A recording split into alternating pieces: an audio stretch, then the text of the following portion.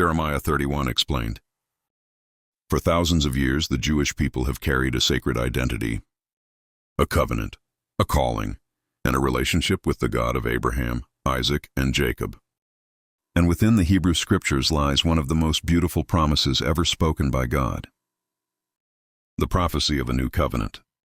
Jeremiah 31:31-34. The days are coming, declares the Lord, when I will make a new covenant with the people of Israel and Judah. It will not be like the covenant I made when I took them by the hand to lead them out of Egypt. A covenant they broke, though I was a husband to them, declares the Lord. This is the covenant I will make with them. I will put my law in their minds and write it on their hearts. I will be their God, and they will be my people. No longer will they teach their neighbor or say to one another, "Know the Lord," because they will all know me from the least to the greatest. For I will forgive their wickedness and remember their sins no more. A covenant not written on stone, but written on the heart. A covenant where every person, from the least to the greatest, will know God personally. A covenant of complete forgiveness where God says, "I will remember their sins no more." For many in the Jewish community, this promise is still future, something to unfold in the age of the Messiah. But for Christians, this prophecy comes alive in the life of Jesus. Not as a rejection of Judaism, not as a new religion, but as the continuation of the story of Israel and the fulfillment of what the prophets longed for. Christians believe Jesus brings the new covenant because he claimed to establish it. At the Passover meal, Jesus said, "This cup is the new covenant in my blood." To Christians, this is a direct fulfillment of Jeremiah's promise.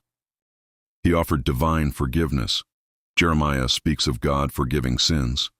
Jesus forgave sins with authority, not as a teacher quoting God, but as someone speaking from God, even as God. He transformed the law internally. Jeremiah said God would write his law on hearts. Jesus taught beyond external obedience, from the outside to the inside, from the hands to the heart. He opened personal knowledge of God. Jeremiah said, "They will all know me." Jesus invited people into a direct, intimate relationship with the Father. But here is what matters most. This message is not about argument, not about pressure, not about erasing Jewish identity. It is about shared scripture, shared hope, and shared longing for redemption. Jews believe the new covenant will come with the Messiah. Christians believe it began through the Messiah. Both look to the same God. Both honor the same prophets. Both are waiting for God's full restoration of the world.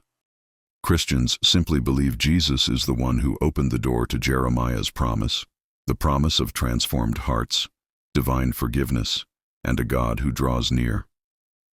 Whether you believe the Messiah has come or you are still waiting for him, the promise remains. The God of Israel is faithful, and his word never fails.